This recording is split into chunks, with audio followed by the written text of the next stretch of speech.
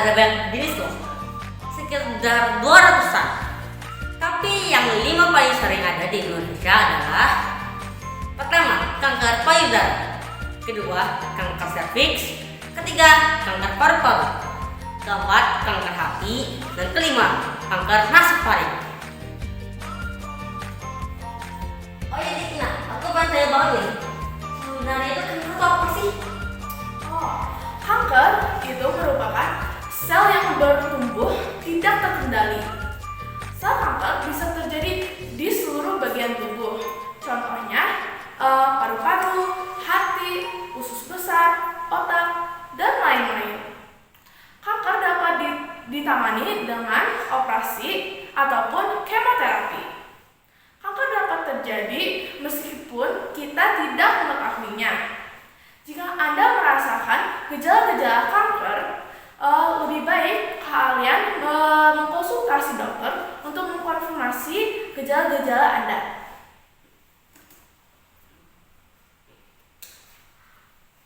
Dan kali ini kami akan secara spesifik menjelaskan tentang kanker paru-paru.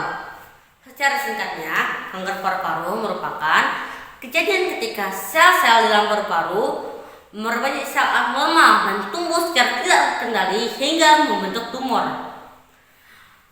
Organ paru-paru berfungsi untuk menyebarkan oksigen ke darah ketika menghirup nafas dan membuang gas karbon dioksida ketika membuang nafas. Kanker paru-paru dapat terbagi menjadi 2 jenis. Kanker paru-paru primer, yakni kanker yang dimulai di dalam paru-parunya itu sendiri, dan kanker paru-paru sekunder, yakni kanker dari organ lain menyebar hingga ke paru-paru. Ini adalah sebuah foto tumor yang tumbuh di dalam paru-paru. Sedangkan ini merupakan gambar ilustrasi dari tumor yang menyebarkan sel kanker mulai pembuluh darah dan lymph vessel. Oke. Penyebab kanker paru-paru. Yang pertama adalah polusi udara, terus ada rokok, ada asap rokok, ada radon, terus ada riwayat keluarga, terus ada penyakit, dan yang paling terakhir adalah bahan kimia yang sangat berbahaya.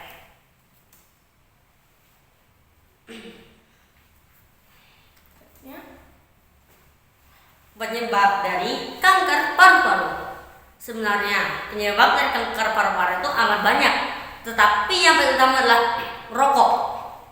Karena dalam rokok terdapat zat yang dapat menyebabkan kanker atau yang disebut karsinogen, yang dapat merusak sel-sel yang ada di dalam sel-sel lapisan paru-paru.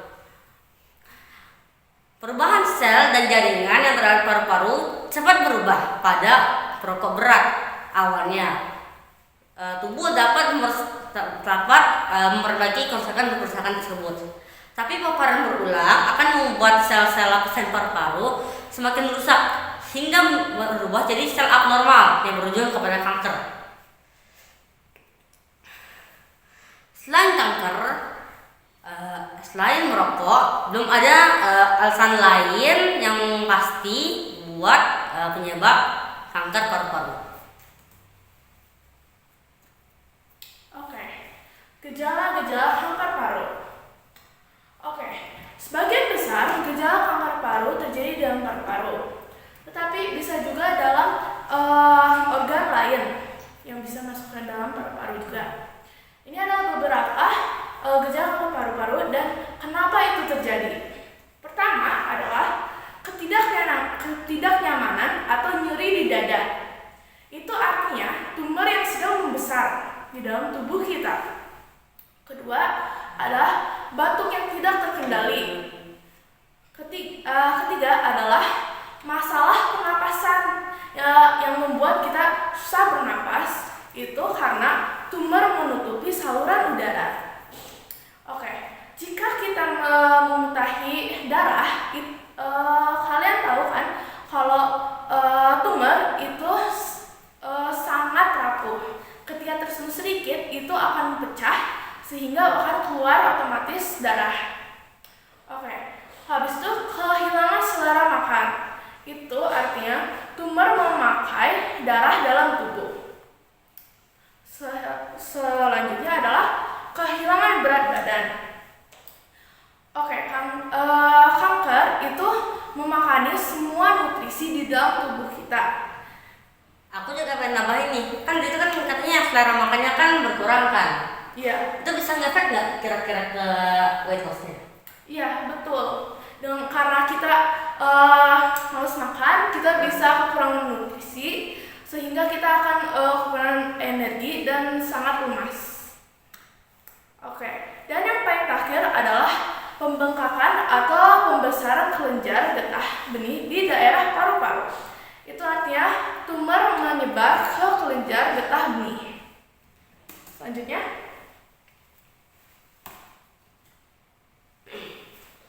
ini merupakan dua gambar dari dua jenis kanker yang terdapat di paru-paru. Non-small cell lung cancer yang bentuknya seperti ini dan small cell lung cancer. Small cell lung cancer terdapat di area trakea dan yang paling agresif, paling cepat menyebar. Sedangkan non-small cell lung cancer terdapat di bagian utama paru-paru atau lobus. Dan ini adalah varian yang paling utama, paling sering ditemukan. pengobatan.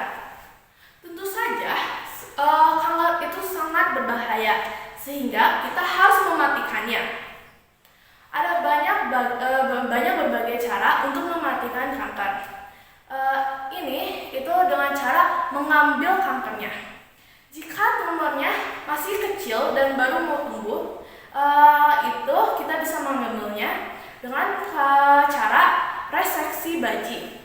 Tetapi jika tumornya sudah menggerogoti paru-paru dan sudah menjadi sangat banyak, itu kita menggunakan reseksi segmental. Oke. Tetapi jika salah satu paru-parunya sudah terlalu tergerogoti, kita bisa ngambil salah satu paru-paru itu dan kita masih bisa tetap hidup. Selanjutnya, Terapi radiasi. Terapi radiasi dilakukan menggunakan sinar bertenaga tinggi seperti sinar X dan juga proton. Selama prosedur ini dilakukan, pasien diminta untuk berbaring di atas sebuah meja khusus. Di meja ini terdapat sebuah mesin yang dapat memancarkan sinar bertenaga tinggi. Mesin itu akan bergerak sendiri dan mengisi seluruh pasien, dan sinar itu pun mengarah kepada si kanker. Pada pasien yang dalam kondisi parah, terapi radiasi dapat dilakukan setelah atau sebelum operasi. Tapi bagi yang operasi bukanlah suatu pilihan, kemoterapi serta dengan terapi radiasi adalah kombinasi yang dapat disarankan. Oh ya, tadi kan aku ngebahas kemoterapi itu dengan terapi radiasi. Sebenarnya sih apa itu kemoterapi?